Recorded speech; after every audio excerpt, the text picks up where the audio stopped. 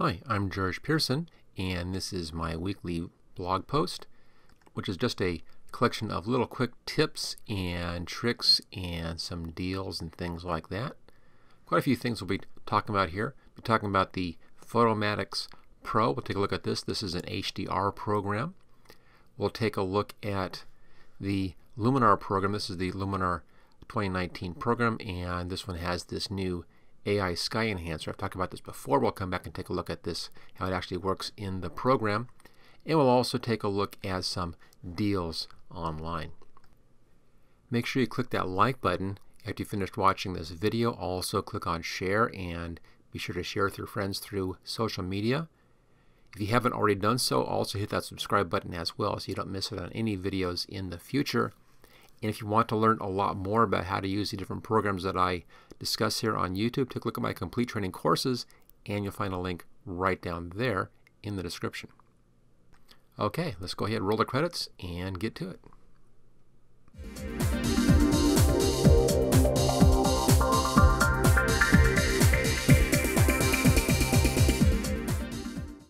We'll start this blog off this time talking about the Photomatix HDR program. This is designed to do just one thing, and that's to combine several pictures into one high dynamic range or HDR image. And it does a very good job of this. This is similar to some other programs. Of course, there's an HDR type tool, a photo merge tool in Photoshop Elements. There's one in Photoshop Lightroom and in Adobe Photoshop. There's also one in Aurora HDR, and there's a tool for doing this over in On1 as well. So lots of ways of doing this, lots of different programs. Let me show you what I like about this one particular program. Let's get this out of the way, and there we go. There's the Photomatix Pro 6.1. Now again, it really is just aimed at doing just the one thing, but it does a very good job of that. Let's just go ahead and we'll walk you through this. Click on open, and here's the open dialog box. Now I have 5 pictures in here. This is my standard set that I always use for testing HDR. I took this thing years and years ago. Let me see, back in 2005 actually, ages ago. It's just a series of pictures in here, and they go from exposing for the interior down through exposing for the exterior out there in the window. And it's actually a pretty difficult range to get for most programs. Now in here you have a few options. You can check the exposures if you want to. It will give some advice in there. You also can use default presets for real estate. They're kind of aimed at that. I'll also leave all these out there defaults, and let's click next. Here are just some options on this. We can use the alignment in here. I have mine set for on tripod, which it was. Show options to remove ghosts. Doesn't matter on this one. Reduce noise on underexposed images only, or normal and underexposed, or all images. I'll reduce noise on all images. You can reduce chromatic aberrations. These sometimes pop in if you are combining images like this. You also can show 32-bit unprocessed image. I'll leave that alone since I'm working here in 64-bit. Let's go ahead and run this. And you can see it's actually pretty quick on this program. It's a pretty fast program. And when it's finished, I'll show you what I think about the results on this and see how well this actually did as far as doing a good HDR merge of these 5 photos. So we're just finishing up right now. As you can see, it's actually pretty fast on this. And here we go. Once it has done its HDR in the merge, you can then come in here and do some adjustments on this. On the left hand side up here, these are your basic HDR settings. You can adjust these: highlights, shadows, logo contrast. I'll scroll down here, highlight depth. Now there are a lot of presets in here, kind of preset settings, and these actually match the preset styles over here on the right hand side. These are named differently because there are these things plus some other stuff tossed in, but this stuff really matches what's happening over here. So the first thing you do is you go through and just try these and take a look at the differences and see if you found that you actually like, and when that works out well for your image. There are quite a few options, as you can see in here. Each one of these can be adjusted over here once you have it all set up. Now the one that I like is this Fusion Interior, and then I pulled the highlights clear down to the left hand side and the shadows clear to the right hand side. Let me just show you this real fast. You'll darken on the shadows. I've lightened the shadows up in here, and I darken the highlights down. Down below you have a histogram which allows you to kind of see the spread of values, the luminance values in your image. You also can narrow that down to the RG or B values as well if you want to. But this actually works out very, very well. The hardest part of this whole thing is this area right down here. This little box you're seeing right there kind of floating around, that's a zoom in preview. I'm going to click right over here on that wall, right there, kind of zoom in. Now this in here, this is the hardest part for any of these programs I've ever tried to manage to get detail in this area. And this program does it the best. Actually does a real good job. Now there's some problems in the program. See this kind of a pinkish edge right in there, a little bit of a haloing effect here, kind of a greenish here and a pinkish here. We're getting that on the edges right in there, and that's because I've already pushed these settings in here quite a long ways, so I'm getting a little bit of a weird coloration in there. But I could fix that once I move this over into a program like Lightroom, so I can take care of that one. But as far as getting detail, especially right down in here, this actually is the best of the programs that I have tried on this. I really like the amount of detail that grabs in here, and as you can see when I'm zoomed out, that color problem really isn't a problem at all. You really can't really even notice that or see that. Everything else is pretty good, nice and crisp and clean in here once I've adjusted my settings.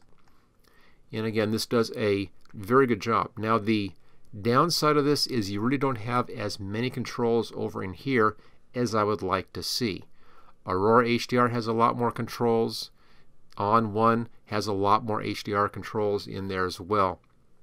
So we're limited a bit on the controls, but it does a better job of the actual blending together. Now where this program works out the best is it also works as a plugin with Adobe's Lightroom program. What you do is you go over to Lightroom, grab your images in Lightroom, you then export them with an export button right from Lightroom right over into this program, and then run the HDR, and then it exports them back over again into Lightroom, where you can finish everything else, all the rest of your adjustments. So using this in conjunction with Lightroom, this is about the best program out there. I really like how this works. It's a little bit on the pricey side, so this is really more for people who are really serious or this is their business. It's about $100 to do this, but it's well worth it if you do a lot of this one particular kind of shot, where you're taking interior shots, especially with exterior windows. Very useful for real estate photography because of that particular problem on the windows that tend to blow out if you're working on indoor or interior shots. Now if I wanted just one program to do all this stuff, I did want to have this program plus Adobe's Lightroom program, I'd probably go for the all-in-one photo editing program. That's a very, very good program, and the new version 2019 is exceptional. And I haven't had any issues or problems with the version 2019. And it has a very, very good HDR built in. Now if you're working with Luminar instead, then I go with the matching program for Luminar, which is the Aurora HDR, and just use those two together. Luminar and the Aurora HDR are better for people who don't want to be getting into all this technical stuff over here. They're really aimed at using stuff like these little styles over here on the right hand side. They have loads of styles and does a great job that way. It's kind of a different way of working. So if you're not as technical as I am on these things, and you want to be working more from images and styles, then Luminar and the Aurora is a great choice. But if you're working with Adobe's Lightroom program, and that's your main program, and you want to do a lot of HDR stuff, then I definitely recommend using this program, the Photomatix program, as a plug-in with the Lightroom program. You get the best that way. Okay, let's move on to something else. Now I'm just going to close this out of the way, and we'll get that out of the way. Don't want to do anything with that. And I'll bring up the Luminar program. This is Luminar 2019, the new version that includes their AI sky enhancer. I mentioned this previously in a blog a few weeks ago about this coming out very soon, and all I had at that point to show you was their ad on what it did, but I'm not going to show you how it actually works. So here's a picture I opened up. It has just kind of a boring sky in here, nothing really dramatic about that. What the AI enhancer does is it finds the sky for you and then enhances the sky.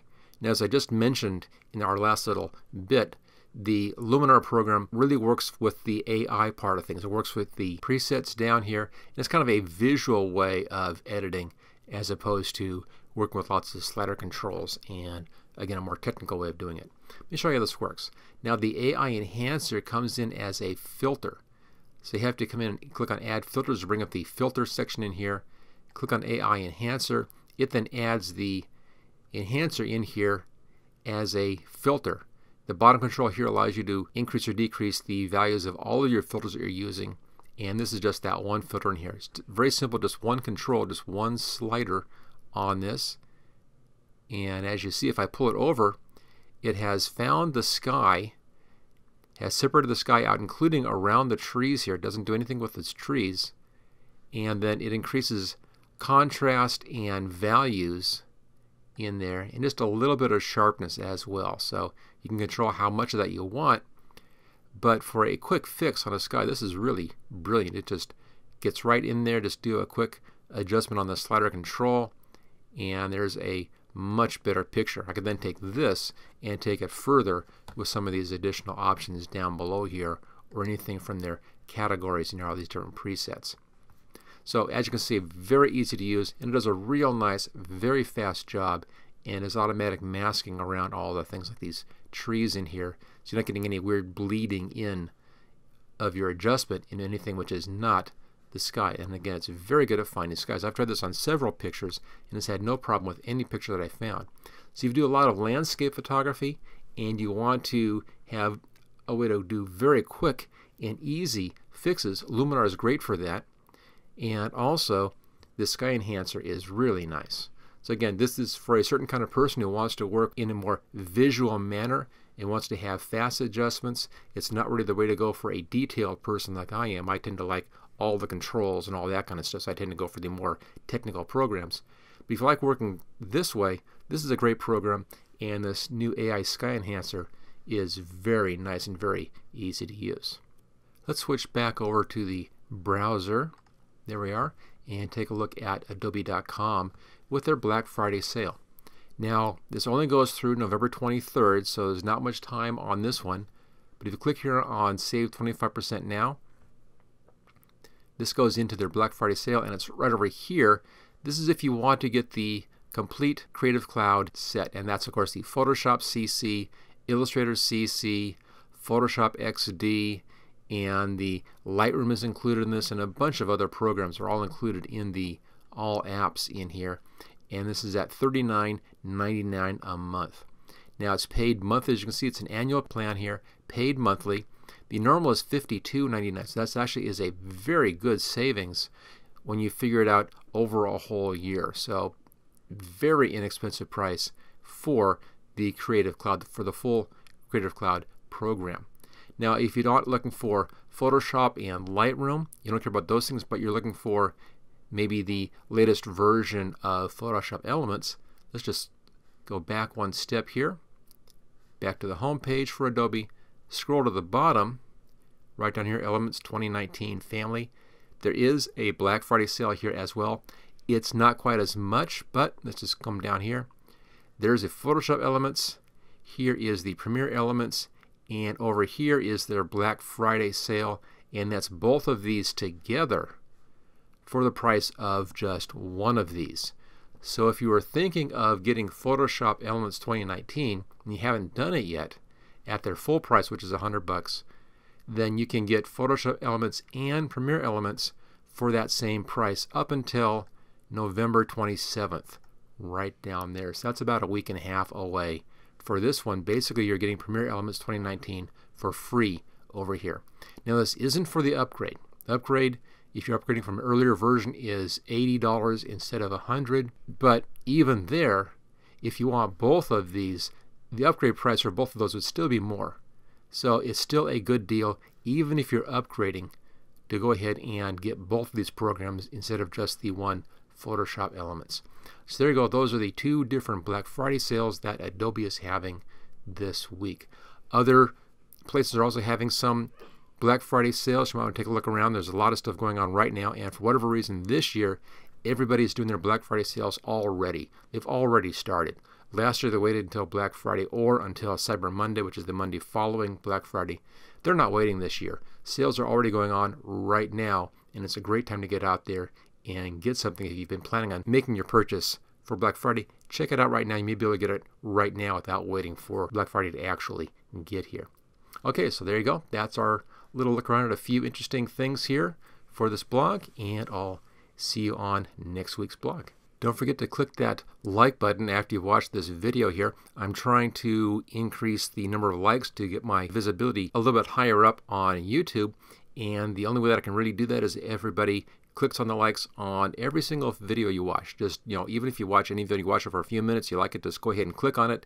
Just think of it as voting for my channel as opposed to voting for the individual video. So if you click on every video you watch, it will really help me increase my visibility on YouTube, and that will make it much more easy for me to make a lot more videos. I can then put more time into doing more videos here on YouTube. So please go in there and click on that like, and also share with your friends. Click on the share button as well and share this out through social media. Thank you for watching my video. I hope you found it useful. If you like this video, click on the like button below to let others know. You can click the subscribe button so you don't miss any of my videos in the future. I'm frequently uploading new training videos. Don't forget to check out my website at howtogurus.com.